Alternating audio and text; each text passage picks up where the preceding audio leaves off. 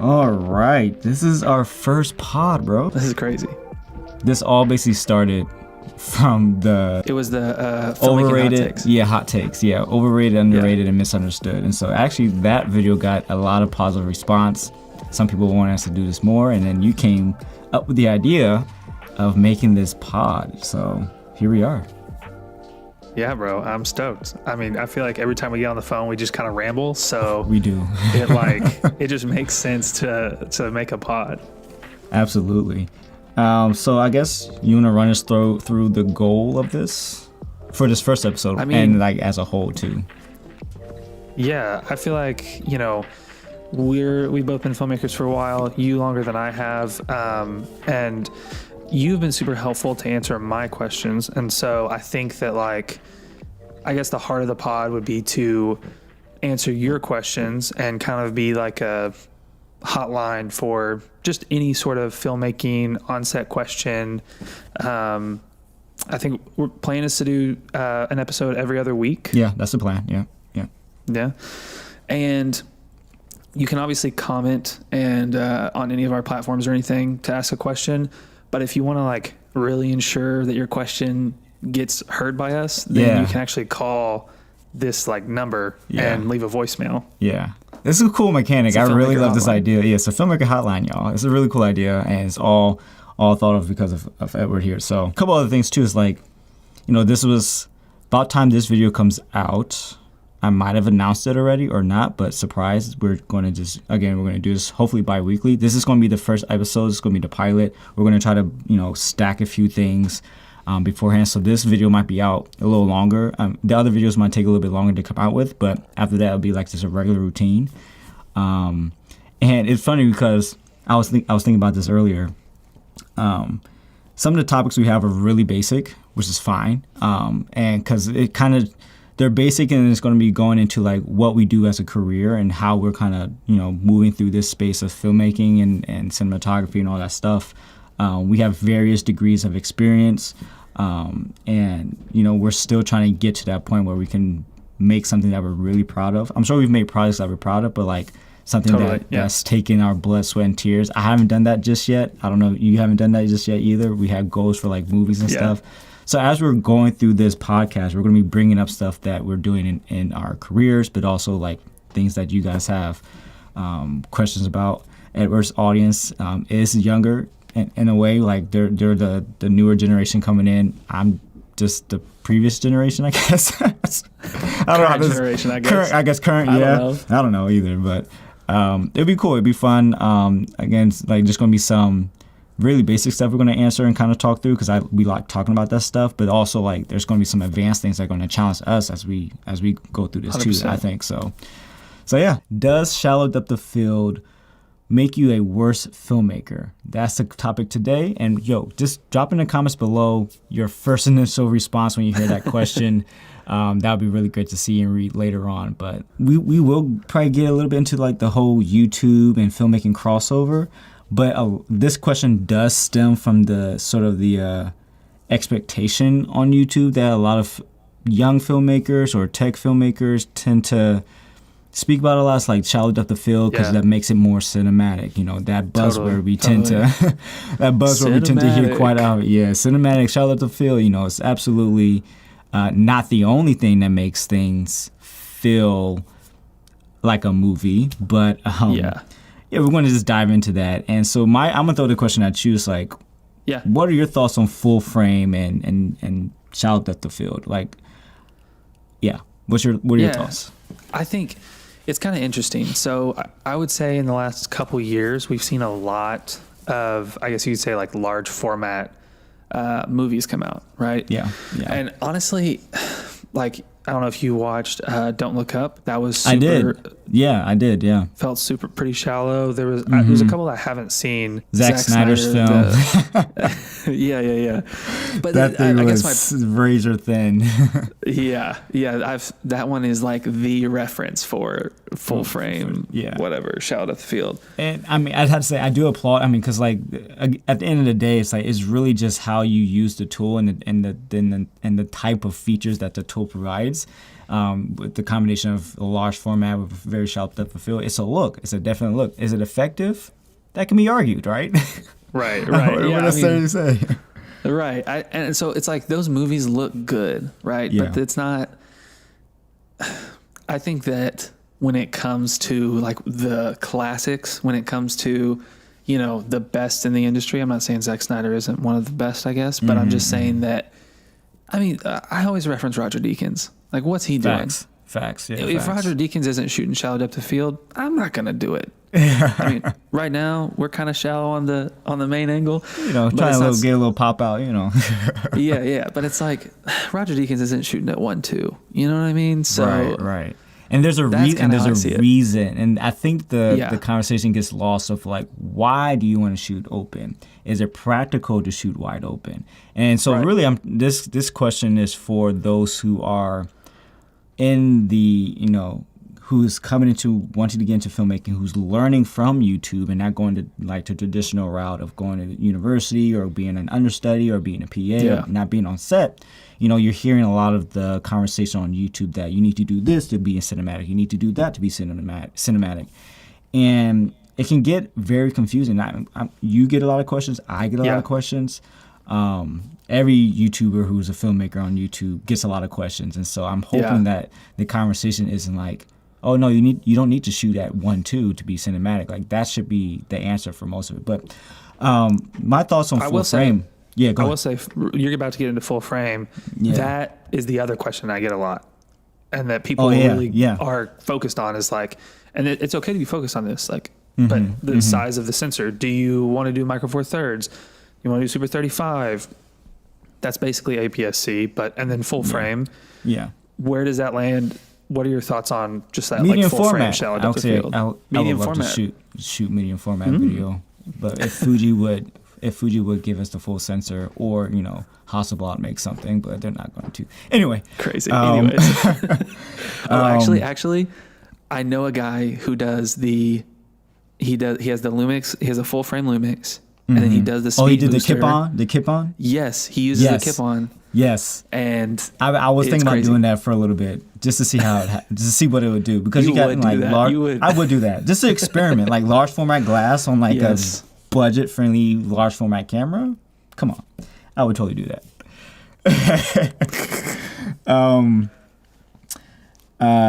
Wow, I just lost my train of thought. But get into full frame. Yeah, you were saying earlier there are a ton of options, and it's really awesome to see those options and the flexibility. But to say that full frame is better quality than Super 35, that's a little misleading, because Super 35 has been the standard for, you know, since after 16 mil film and 8 mil film, then there was Super 35, and that was like the standard for a little bit. So that's kind of a reference when we talk about Super 35, and it's still happening. Like, that's not going away. Television uses it. You know, Ari's still making Super 35 cameras. Blackmagic just came out with one. Just came out with one. That says a lot. Yeah. That says a lot. The leading industry, the leading standard in filmmaking cameras comes out with a Super 35 camera that pushed the bar even more. 17 stops of dynamic range, like insane. You know, it's here to stay. Fujifilm doesn't even make full frame cameras. They have medium format that has terrible video, not terrible, like not great video, but then they make their flagship Super 35 camera, the X-H2S. There you go. Anyway, I don't like. It's just like those who are in that middle place of hearing one thing and the other, and then get swooped up in the emotional side of how the full frame looks when it's wide open. Don't let that be your deciding, you know, factor of getting that camera or deciding to spend that much money on that. You have to think about the practicalities of using full frame versus using another system. Yeah, I mean, I think a great thing to do is to go, I do this all the time, but go and watch a couple movies and look at like the depth of field. Like, how are they using it, right? Dude, I was looking at a frame from No Country for Old Men the other day. Yeah. They're in like the convenience store.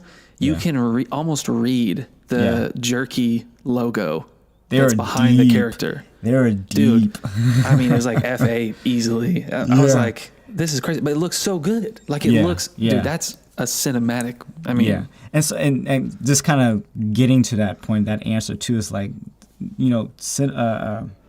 depth of field is a visual tool, and so it's used for communication. It's used for language. Where are you directing your audience's eye? If you are constantly wide open, using Zack Snyder as a example, he used that tool to really make the scene feel. For me, it felt very disoriented because it was so shallow, and it kind of helped because it was a sort of a zombie film, and sometimes the things are just so thrown out of focus, and it pops out of nowhere. Like that kind of gave that effect. But at times I didn't know where I was going to try to focus, and maybe that was an intention. But like another example is like Jaws, one of my favorite all-time films. Just thinking about the beach scenes when he realizes there's a shark in the water, and that whole dolly zoom shot, that famous shot. But the shot before that, I believe, was a profile shot, and it was just like this deep field of focus of seeing the beach, and then the context around that. So he's seeing all these people, and you see his face realizing there's immediate danger. Now, if you would just take that same scene and throw out of focus, I don't think it would have the same effect because you're not looking at the people now. You're kind of seeing this smeary blurriness and then 100%. His face. So it's like you have to think about the context of why you're using shallow depth of field and when to use it. It's good for isolation. Yeah, go ahead. I can just keep rambling. No. So I want to get into that. Like, what do you think are some downfalls of, using shallow depth of field? Obviously, there's benefits and downfalls. You kind of reference a couple of them. Yeah. But in your own workflow, like, I'd love to hear that. Like, what's that like? Yeah, I find myself sometimes using shallow depth of field as a crutch when I don't have amazing composition. And you alluded to this earlier about sometimes if you don't have this set production, if you don't have all these, a proper location, all these things, right? You kind of have to you do default to that. I used to think it looks better, right? But like, if I were to go back and I stop down a few, what's my composition look like? What does that look like? So I think sometimes if I'm not aware, it becomes a crutch, and then I just have really bad composition, and I think that's not great because our job is to compose as well as light it too. So like how do I compose it? Where's the light coming from? All those different factors matter more than like if you can throw a lens out of focus. I mean, if you just open it wide open, suddenly the lighting in the background isn't as important. Like you're just getting broad strokes almost, and so you don't have to be as like picky. But that's not always a good thing. So right. Totally understand. There's another thing on my end. I have found if I just automatically go like wide open, I miss focus a lot. Like when you're manually focusing. I'm manually focusing. Yeah. I mean, the FX3 is the first camera I've had that has like autofocus. I have mainly been manual focusing my entire, time of being a filmmaker, and I usually default to shooting wide open, and it's like, bro, it's tough. I mean, I now I'm like used to seeing like it slowly roll into focus because I missed it or whatever. So I think that's definitely a downfall on my end. But you'll definitely struggle keeping things in focus if you have, let's say like you raised your production value a little bit, so you have a first AC, you have a grip, you have a little bit bigger crew, and your scene calls for sort of like a walk and talk, right? Is your walk and talk going to be wide open? Right. Like those are the things you have to, because now you have to sacrifice. Do you want your actors to be in focus, or do you want the context of your environment? So I mean, it's okay to shoot an f4, right? Now, kind of swinging, this is what I tend to do. I swing back to other conversations, but swinging back to full frame, this is where full frame makes a lot of sense because like full frame and compared to Super 35, right? The relation, a big factor of shallow depth of field is your relationship between the camera, subject, and background. If you're, and you know this, but I'm just kind of throwing out there. Of course, I'm taking notes over here. So jotting it down.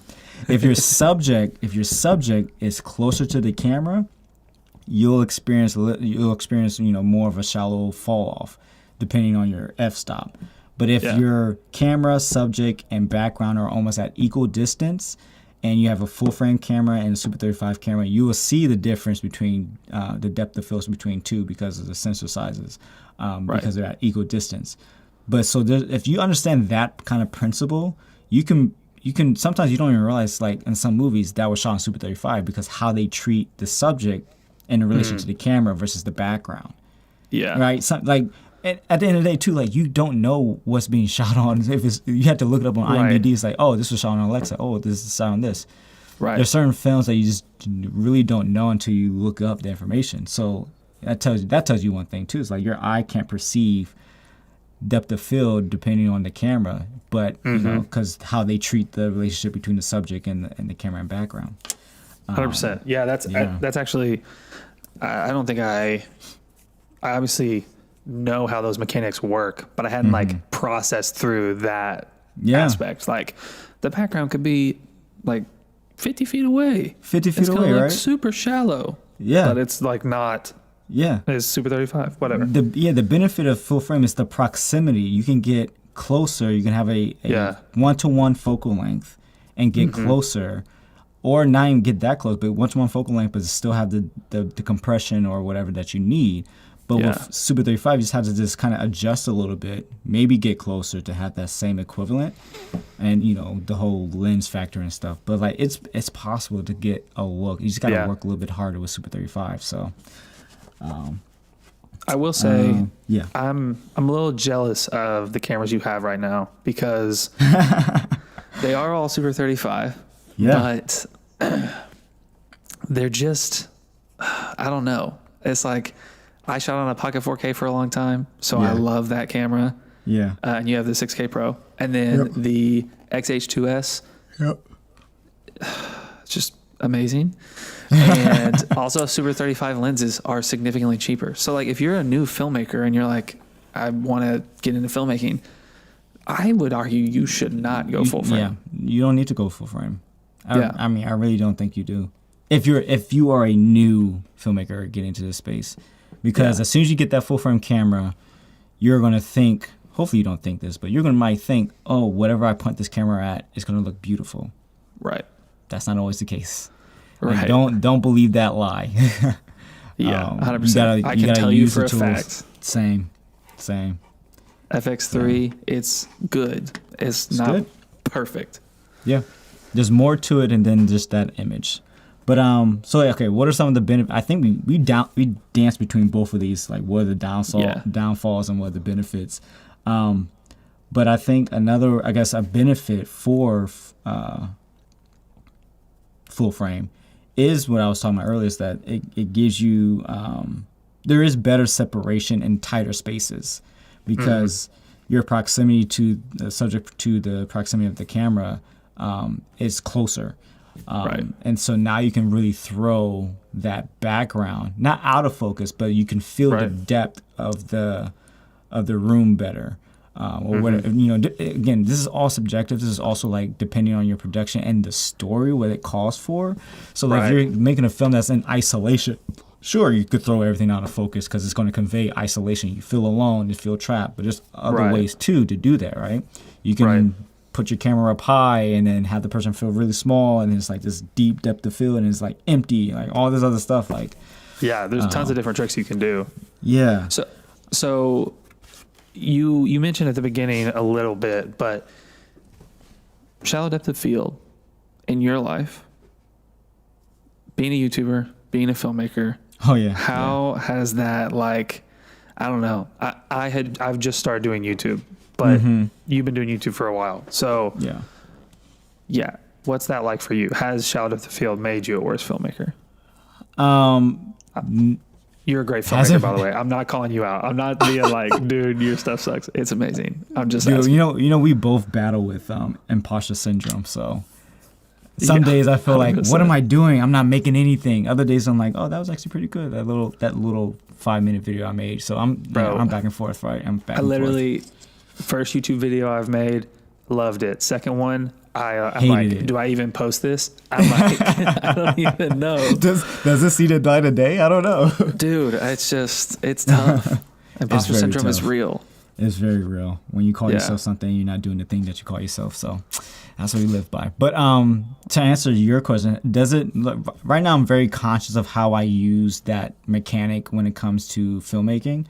And so you're supposed to do that if you are an aspiring DP, aspiring cinematographer, what have you, filmmaker, you use all the technical things you learn, and then now you use it to your advantage in a creative way. So I try to lead by context. I try to lead by what am I trying to say for the most part. But if I'm just making a product review and then, whatever, I'm just trying to make it look pretty. Like that's when I just choose aesthetic and try to create an aesthetic that's pleasing versus it being something that's told, right? What I'm trying to say with it. So that's where I come down the middle and say this is where I can clearly say this is what I need to do with this type of way of thinking about shallow depth of field versus when I had to kind of put on my hat. And funny enough, like just bringing that up, I was in Atlanta last year. I was working for I was making a doc profile and whatever, and we're setting up some of the interviews. It was the first interview of the day actually, and I dialed everything in. I got the light down, got where I want the subject to be and whatnot, and as I was fitting with the camera, the director comes over and looks at the monitor, and he just says, "Yeah, this is like a YouTube video." Oh no, bro! I died inside. I'm like, what? What did you? And I looked. Up. I'm like, I woke up. Yeah, I was like, take the YouTube crust out of my eye. Bro, I was like, oof. Yeah, you're right. I was like, oh, it hurt. The filmmaker in me hurt. I was like, but you're right. It does look like a YouTube video. And basically what he was seeing is that I don't know what I was doing. I guess I was just in that lane of like, I just need to get something up. And it was dead center. The light was flat. And I was book lighting. And the camera was straight on too. It was like, wow, what am I doing right now? And so, obviously that turned on the switch, and I'm like, oh, this is what I need to do. I went back in my bag and kind of adjusted everything. 45. You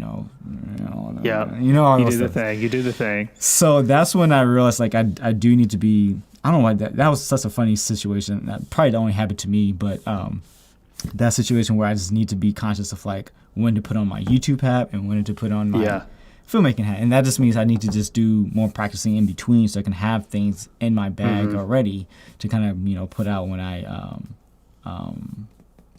make videos. And it's funny, the last job I just had, it's for social media, so it can feel more like a YouTube video. So sometimes it is that weird thing when clients want this versus that. It's such a weird thing. I shoot a ton of like social content. Like the majority of my like retainer clients, actually all my retainer clients are social media content clients. And so it's like automatic. And most of them are like talking head, like looking at the camera, doing something or whatever. So it's pretty easy to fall into that. I had a question that I was going to ask you, and it's eluded me. It walked right out my brain. Oh, I guess it wasn't as good as I thought. I was just going to say, on that note though, of that project in Atlanta, like I think that it is cool that at least the director said something, right? Like at least he was like, it's kind of off topic, but like at least he was like, hey, this looks like a YouTube video. This ain't it.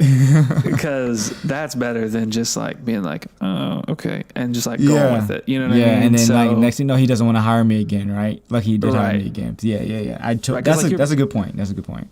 Yeah, like you're perfectly capable to like switch it up and be like, oh, I'm gonna do the thing. I'm gonna do the 45. I'm gonna do this and that.